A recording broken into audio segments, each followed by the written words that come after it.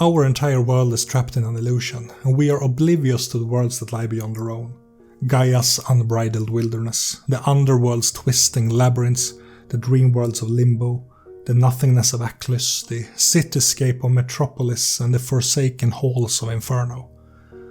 Our jailers are older than time itself, and they want nothing more than to keep us oblivious and imprisoned while our souls feed them and their infrastructure. They are corrupting every aspect of our influence, keeping us distracted, passive and quiet so that we don't see the world for what it truly is, and so that we don't find our way back to our lost divinity.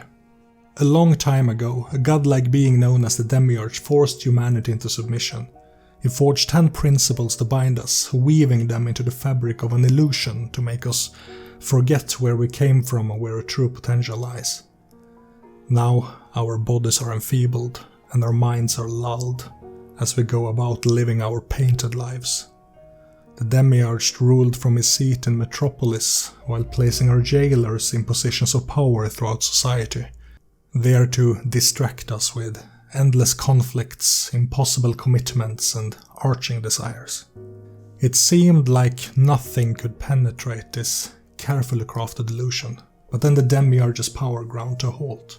The machinery malfunctioned, and we began to question the systems that kept us enslaved. The Demiurge lost his grip on his creation, and in the early 21st century he vanished entirely, either missing or dead. Now the principles can no longer bind humanity entirely, and boundaries of the illusion are weakening. A rare few are beginning to see through the lies, and meanwhile the higher powers left to enforce the illusion are at war. These powerful otherworldly beings not only make sure that the illusion is maintained, but they have their own ways of influencing the world. The Archons of Metropolis are manifestations of the primary principles used to create humanity's prison. They are enslaved by these principles, but at the same time have their own wills and agendas. Only the Archon Malkuth, she who created the prison itself, rebelled against her brethren and sought to shatter the illusion. In doing so, she spreads insanity and the understanding that the world isn't quite right. Astaroth, the Demiurge's twin, has awoken from his slumber in Inferno, Metropolis' dark reflection. As the principles were originally proclaimed, Metropolis and the Archons got dark reflections in the form of Inferno and the Death Angels. These are manifestations of subverted principles at the expense of the Archon they mirror. Examples include Thaumiel, who influences the world through hunger for power, corruption and oppression, and Sathariel, who incites self-loathing, hopelessness and contempt for those who fit society's norms. While the Archon's influences are shaping, the Death Angel's influences are like barbed hooks, sinking into our souls and attempting to pull us from the Archon's clutches. They want to feast upon our forgotten power, living as parasites within our souls. They want to destroy the Archons and become our new jailers. Our world is known as Elysium. It is everything we see around us and everything we experience each passing day, and while it appears like a natural world, it is shaped by our will. With engineering and science as our magic, we abandon the wilderness for sprawling cities, emulations of the greatness of Metropolis as glimpsed through our subconscious memories. With science and mathematics as our tools, we also learn to pierce the veils of illusion. Dark alleys lead into Metropolis, deep sewer tunnels can take you to the labyrinths of the underworld, and the internet replaces our dreams as a pathway to the collective unconsciousness of Limbo. The deeper we delve, the more truth is revealed, one piece at a time. KULT Divinity Lost is a game where you play people who come face to face with what lies beyond the illusion. You wake up from your slumber and realize that your entire life has been a lie. You wake up to a reality filled with unthinkable horrors, and you will be driven first towards madness and possibly, eventually, to the divinity you once lost. The game uses Powered by the Apocalypse, a rules-light system where only the players roll dice. The PCs have access to 10 attributes that can be either passive or active. A passive attribute is triggered automatically by a specific condition, and an active attribute is triggered by the character taking a certain action. There are 3 passive attributes, Fortitude, Willpower and Reflexes, and they range from +2 to 0. There are 7 active attributes, Reason, Intuition, Perception, Coolness, Violence, Charisma and Soul, and they range from +3 to -2. Each attribute has an associated move, Avoid Harm for Reflexes, Endure Injury for Fortitude, Keep It Together for Willpower, Act Under Pressure for Coolness, Engage in Combat for Violence, Influence Other for Charisma, Read a Person for Intuition, Observe a Situation for Perception, Investigate for Reason, and See Through the Illusion for Soul. There's also a helping or hindering move which can rely on different attributes depending on the situation. When a player makes a move, it generally involves rolling 2 10-sided dice and adding the results, possibly adding some modifiers as well, such as an associated attribute, and then consulting the specific move's description. For example, the Influence Other move is triggered when you influence an NPC through negotiation, argument, or from a position of power. You roll 2 d10 plus Charisma. If you get 15 or higher, you get a complete success and the target does what you ask. At 10 to 14, you get a success with complications, and the target does what you ask, but the GM chooses a complication, such as that the target demands better compensation. At 9 or less, you get a failure, and the attempt has unintended repercussions. Also, the GM makes a move. If it's unclear if a move's trigger applies, the GM decides.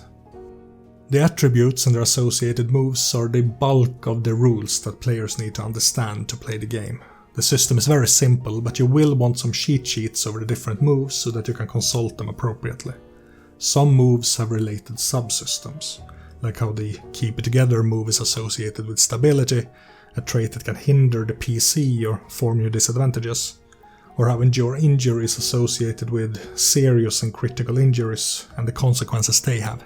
The GM doesn't roll any dice. Instead, actions taken by the NPCs happen as they are described, with the players making moves if they challenge certain scenarios.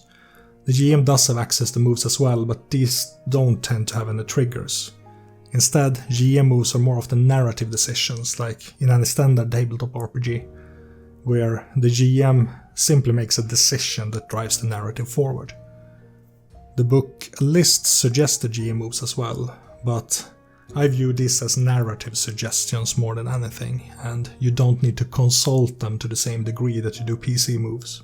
Unlike many other games, KULT Divinity Lost doesn't have a distinct set of rules for handling conflicts like combat.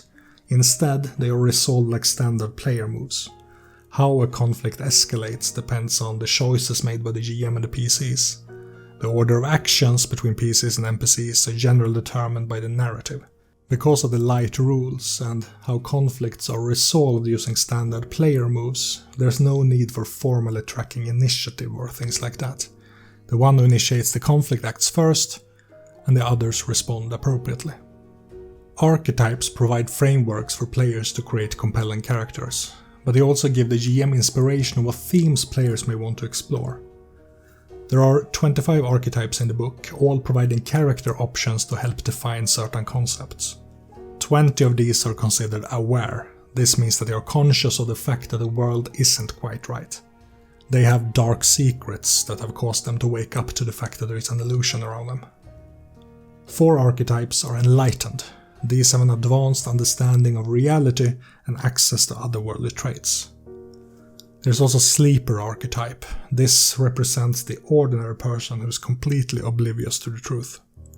For comparison, if the enlightened is Neo as he's broken out of the Matrix, the aware is him as he's following the rabbit down the hole, and the sleeper is him when he first wakes up and goes to his office.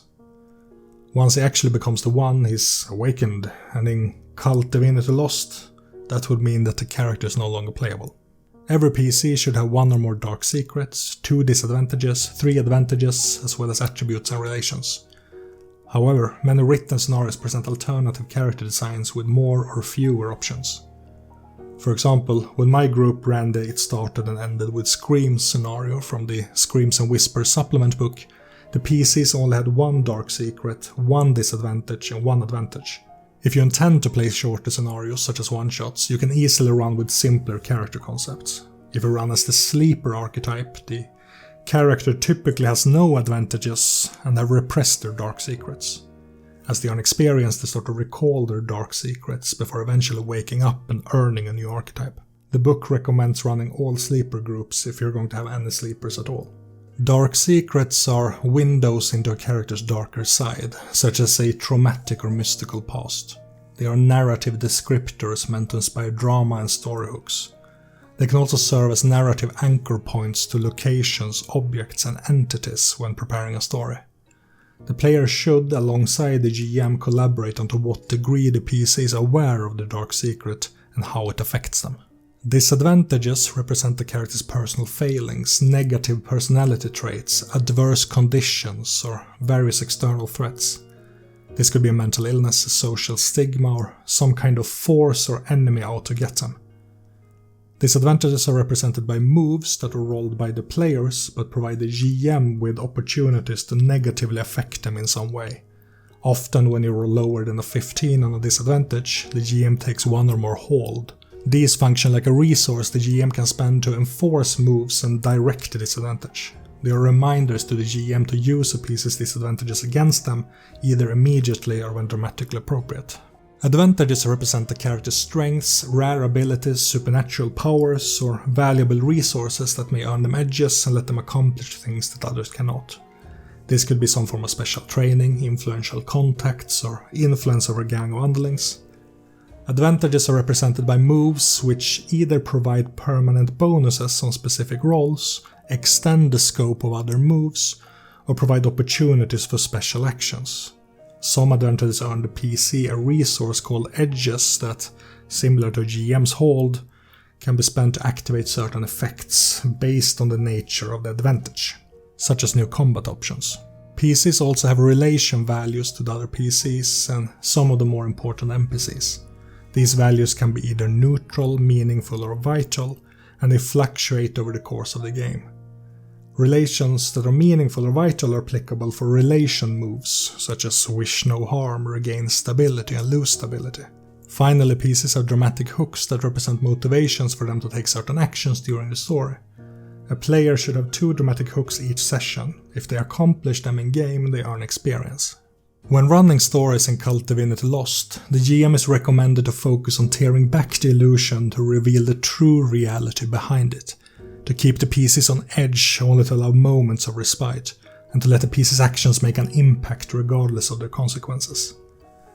The main premise of the game is that the world is a lie. Unveiling reality should therefore be a part of it. The GM should challenge the PCs as they face this dark reality, but the GM should also drive the PCs towards action. Use disadvantages to invent threats. Use dark secrets to make PCs personally involved with the terrors. Use your GM moves to escalate danger and drama, to encourage players to act, and their characters' actions to impact the story. Like I mentioned before, the GM doesn't roll dice, but they make moves. These moves are represented by the obstacles you present for your PCs. You make these moves when you want to increase tension, when a player move requires you to respond, and when a character's actions create opportunities for them. GM moves can be described as soft or hard. A soft move is a setup for a consequence, which is still preventable, and a hard move determines a consequence, such as a character suffering an injury or having something taken from them. The main difference is that the former provides a choice while the latter defines a fact. The key to presenting compelling narratives is how the GM presents the various soft and hard moves. The GM's decisions and presentation influence atmosphere and tension, and ultimately how players will respond. A tool the GM can use to help run a game is an intrigue map, which is a similar concept to the relationship map you can find in games like V5. This is an interconnected web of people and places that are connected to the PCs. Before the game begins, the GM can use the intrigue map to come up with conspiracies based on the PC's dark secrets. The intrigue map consists of hubs and links, where hubs include things like PCs, events, places, objects, leaders, monsters, organizations, groups and contacts, while links are the lines that connect them to each other. Next to the links should be short descriptions of the nature of the relationship between the hubs. While the GM draws inspiration from the various higher powers to create stories, the actual threats are the locations, events, objects, organizations and opponents that act as obstacles for the PCs to overcome. These should be added to the intrigue map under a fitting higher powers heading, such as declaring that the troubled youth has been corrupted by Sathariel or the vile organization is influenced by Thaumiel's touch. By connecting various threats to the higher powers, it becomes clearer how those threats are aimed to be used in the story, and by declaring some higher powers to influence the story, it becomes easier to find inspiration for appropriate threats. KULT Divinity Lost is a very dark game with very dark subject matters. Reading parts of the book made me physically uncomfortable, and I'm pretty tolerant when it comes to horror. What is scary about this game isn't the grotesque creatures though. It's how it delves into real-life subject matters such as violence, abuse, perversions and mental illness. When it comes to mental illness in particular, KULT falls into the same category as many other horror media. It presents people with mental illnesses as broken or flawed, which isn't true, and mental illnesses as some form of supernatural force or insight, which is a bad cliché. Horror has traditionally been bad at representing mental illness, reinforcing stereotypes instead of contesting them. And unfortunately, KULT Divinity Lost is no better. It uses the term madness to describe how the soul protests the lie forced upon humanity. As we lose touch with our mind and our senses, we see catching glimpses of what lies beyond illusion. Madness is a superpower, but it also leaves you vulnerable, turning you into a target for the things that lie beyond the veil. This means that people who live with mental illnesses are closer to the truth than the rest of us, and this idea is conceptually important for the setting's premise. If this kind of representation is a deal breaker for you, you will probably have a hard time with this game. It's also a game that often delves into shock horror, such as the grotesque and topics of sexual deviancy. It can feel very raw and very scary, but it's far from perfect, and it requires a mature group to avoid falling into bad clichés and stereotypes. The book presents the horror contract as a way for players to consent to the themes and subject matters involved in the story, but not even a session 0 can fix the game's bad parts. But it's invaluable to draw the lines and veils required to make the horror work for your group. However, I don't fault the game too much for the bad representation. Horror as a genre has and continues to struggle with that because one of the primary points of horror is to invoke discomfort.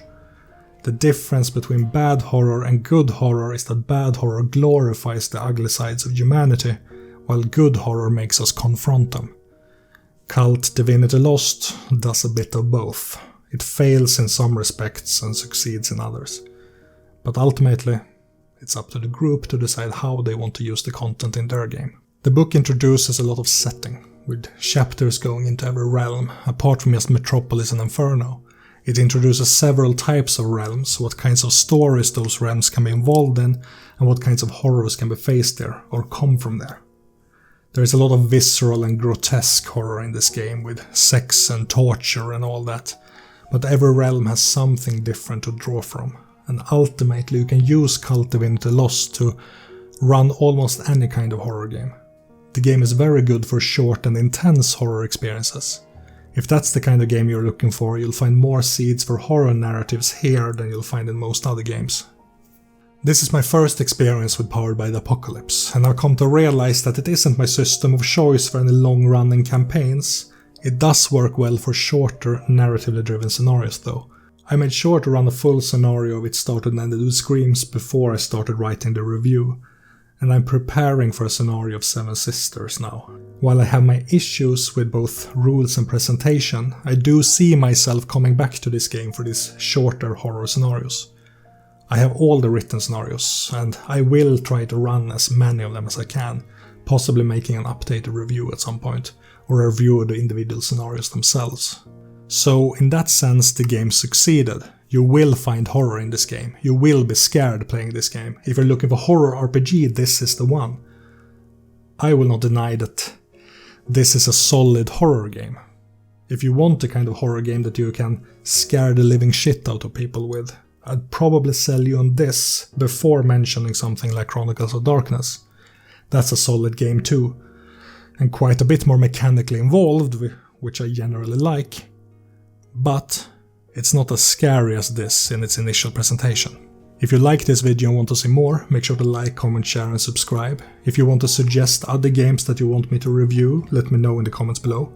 Also, if you want more content, or if you want to support me in other ways, take a look at my website or my Patreon. Until next time.